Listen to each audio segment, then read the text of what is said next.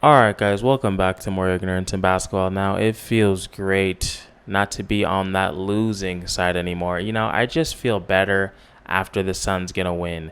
And I have mixed feelings about that because it has nothing to do with me, but I am an emotional fan. Now, before I get into the game, I do want to talk about the trade deadline a little bit more. Um, if you didn't watch the last video, the Suns made no moves. I don't know if you heard. Now, I've been looking around the Suns community, and it seems like most people are good with it, including the cult members. Now, like I said in the last video, I felt like a fat kid who watched his crush dance with his best friend at prom. Just felt a little bit lonely, felt a lot of FOMO.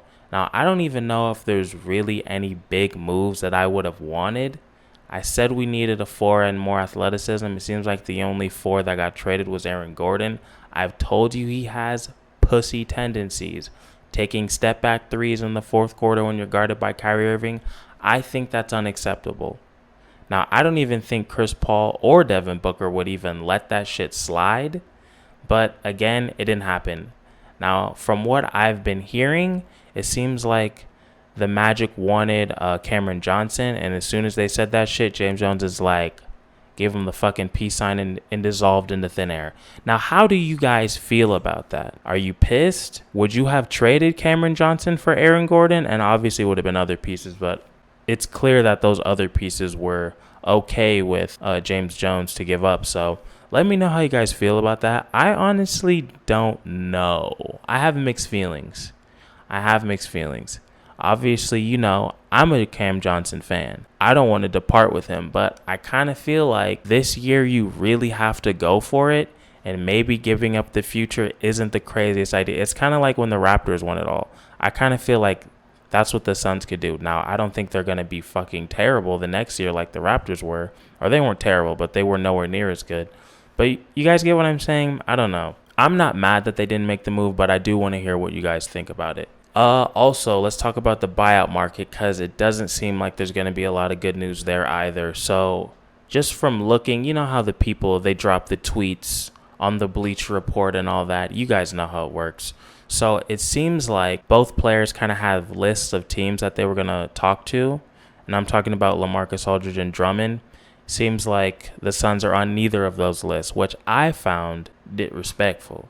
Because how the fuck are you going to have Charlotte on there? First off, nobody even lives in Charlotte. It's not even a real place. How you going to have Charlotte on there? I get it, the Brooklyn and the Lakers. I get it. Fine. The Suns haven't fucking earned their stripes. Nobody takes them seriously, even though they're fucking second in the West and have a top 10 offense and defense. That's fine. I get it. You're wrong, but I get it. But Charlotte? Fucking LaMelo Ball has impressed you that much? He's not even fucking playing the rest of the year. Haven't you heard? But I don't know. I don't get it, but whatever. I can't control what these people do. If they want to be fucking dumb and make terrible life decisions and not be on the Suns, that's on them. We can't control that. As members of the cult, we can only control what we can control. And what Andre Drummond does, we can't control that. Does he still have braces? I don't know. Maybe. Probably. He seems like the type. But let's get into the game because this was a little bit closer than I would have liked. We'll talk about the fourth quarter later because it wasn't pretty. I don't know if you watched the game, but let's get into the positives because I'm a positive guy if you haven't heard. Now, this is what I'm just saying. If the Suns are playing against a small team, DeAndre Ayton is going to have 20 points. It's just what he's going to double his points, and I'm all for that. Because I feel like a lot of centers can't do both. They can't. You either have the DeAndre Jordans or like the Vucevic's who are like, DeAndre Jordan, he's going to play great defense. But he has literally zero touch. Him and my mother have the same amount of touch around the rim. And my mom does not know the rules of basketball. Or you have the Vucevic's who can't play defense for shit, are not going to. They'll get rebounds kind of like a Cantor does, but they're not protecting the rim at all. But they will score, and they have a lot of touch, and they have a lot of skill. Ayton, I think, is somewhere in the middle. Like, if you're a really skillful center, you're probably going to light him up because he's kind of thin framed, but he's decent on switches. He's a great rebounder, and he's a decent rim protector. And for this team right now, I really think you can't really ask much for much more. But like I said, he has enough skill, enough touch to take advantage on anybody that's smaller than a center. So even if you're like 6'9", 6'10", he can score on you pretty much at will. So that is a beautiful thing. And I think within, years to come, I think he'll get there. I think he'll be able to score on the Drummonds and the rim protectors. But right now, he's just not there yet. But hey, he did his thing. I think he was, 9 for 12 from the field. So, I give the man his props. Chris Paul had a good game, 20 points or 19 points. I'm so sorry. 9 assists and 6 boards. Not bad. Mikal Bridges gave you 11. He had 7 boards, a very crucial fucking rebound late. We'll talk about that a little bit later. I'm still a little pissed off by it. Crowder gave you 8 points, 4 assists. That's pretty good. Yeah, Crowder low-key had some dimes today. I was impressed. And 5 boards. Saric, 8 points, 1 assist, 4 boards. Now, I got to say something about Saric because I have been calling him out these last couple games. And I was like, you know what? The first 3 quarters, I was like, here we go again. He's playing like dog shit. And I literally took my phone out and I was like, I'm going to look up his fucking stats so I could bring it up in the video. And then he has 3 big plays in the fourth quarter. So shout out to you, Saric. But I'm still going to call it out because Saric has not made a fucking jump shot in 1, 2, 3, 4, 5 games, people. And I don't mean a jump shot. He hasn't made one since fucking the first Minnesota game. Guys, I was on the 18th. What the fuck?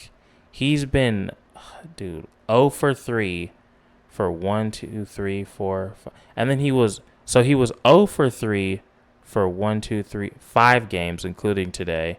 And then he was 1 for 3 for 2 games. He hasn't been efficient from 3 since Indiana. That was on the 13th. This is what I'm saying. I don't know what's going on. I don't know if he needs to get to the fucking shoot around a little bit early, but that is going to be crucial. Now, I don't understand. As much as Monty loves to throw motherfuckers on the bench, we have seen no Kaminsky minutes. I'm not the biggest Kaminsky fan in the world, but he deserves better than this. He shouldn't be not playing at all. I think he's a good player, and I think he's a pretty vital piece of this team. He's a good passer, and the chemistry between him and Bridges, phenomenal. So, I don't know. I think we need to see some more Kaminsky minutes. I've seen some of you guys talking about the Craig minutes, and it's like, who the fuck is this new guy coming in, getting 20 minutes a game off rip? And honestly, I kind of agree. Now, I like Craig. He's athleticism. Like I said, he has been helping with the rebounding because his team is small and they're not very athletic, so they need somebody who can get boards. Defensively, I think he's pretty good. He wasn't great today, but I think we got to give this man a fucking break. He hasn't played with the team for shit. He's brand spanking new. So I think it'll get better over time. Now, I saw some of you guys calling him a 4. I mean, he's 6'7". He's not a 4. I mean, Cameron Johnson's more of a 4 than he is, and Cam Johnson is not a 4 to me. He's a small ball 4, but we need an actual 4, like an Aaron Gordon type 4, just somebody who's athletic and can help with rim protection. I don't think that's what Craig is. But as far as guarding a LeBron or even a Siakam today, or just threes and somewhat 4s who can actually score, I think he's just another option, maybe one of the better options at doing that. So let me know how you guys feel about the Craig minutes. And also, Nader's injured right now, so I think that has a lot to do with it as well. So, I mean, who else are you going to put? I think Kaminsky needs some more minutes. Etuan Moore, I mean, I get it. It's tough because, you don't want to just put a motherfucker in for 3 minutes and then put another guy in for 3 minutes. It's tough, but I guess he's doing it the right way. I'm talking about Monty, by the way. I don't know if I said that, but just kind of giving guys kind of giving guys like stints, like you play for 5 games and you play for 5 games. I don't know if that's what his strategy is, or if he's really just going with matchups, or if he's just going with you play like shit, you're on the bench until the person who replaced you plays like shit, and then you replace them. I don't know what his deal is.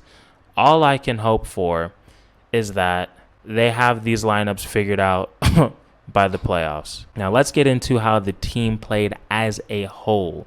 One thing I got to point out off the rip, the turnovers were impressive because they had 9 in the first half, and I was like, fuck, here we go. But they only finished with 13, so that's really good, at least for the second half. Again, from the field, they only shot 48%. Well, they shot 48%. That's really good. But they only shot 25% from 3. Now, I don't know where all this cold shooting is coming from, but I'm not a fan of it. The Suns are actually the best three-point shooting team in the NBA, which none of these fucking ESPN nerds mention.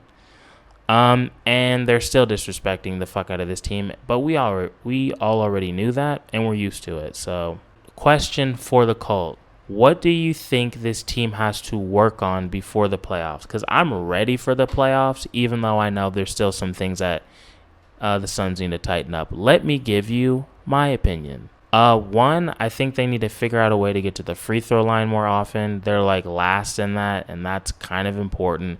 Now, I don't want some James Harden bullshit where I fucking grab your arm and I make it look like you grab my arm, because that is pussy. Rebounding. Actually, they out-rebounded the shit out of the Raptors today, but rebounding they need. And, I mean, they're not going to add any more players, I don't think. I mean, who knows who's going to, get bought out later and all that stuff. But if this team is, stand packed, or whatever the fuck the term is, I'm not old. I don't know these things. I'm all good with that, but couple things, I think they need to work on the late game execution. Like, let's just get into it. Today, it was bad. It was way too ISO heavy. It was like Devin Booker take this really difficult shot, Chris Paul take this fucking step back mid-range, which he was making today. But, in the fourth quarter, things are going to tighten up and people are going to play way better defense. So don't be surprised with that. Like, they're not really executing plays. They're not penetrating and kicking out. It's just like, Chris Paul, you take a turn. Devin Booker, you take a turn. And they both missed.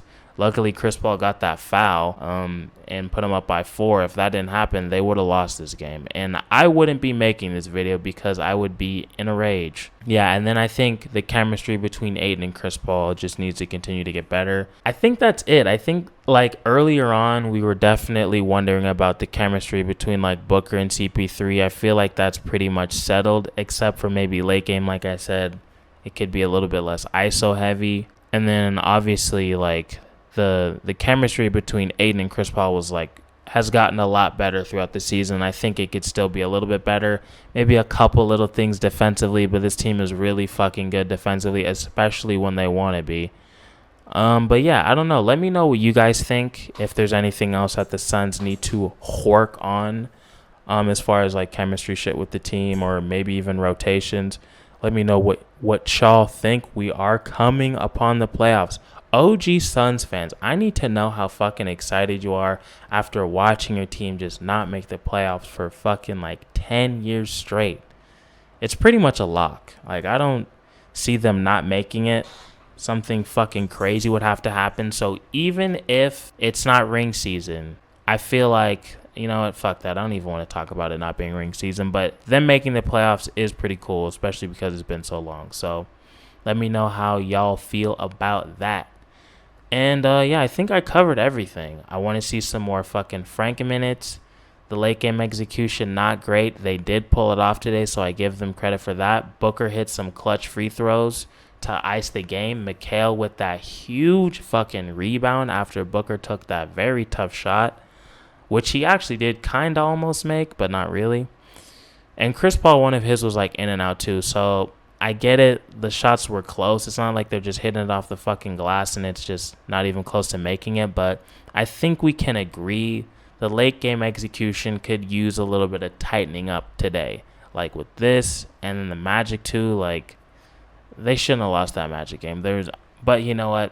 We don't want to talk about that because, again, that game, that first Minnesota game, is the shitty family member that we just don't talk about. We just move on. and we just don't bring it up. We pretend like it didn't happen, like an irresponsible parent. So let me know your guys' thoughts on a lot of shit. Trade stuff, staying packed, late game execution, how you guys feel about the team, what they need to work on. Let me know. And I'll see you guys in a couple of days. Peace.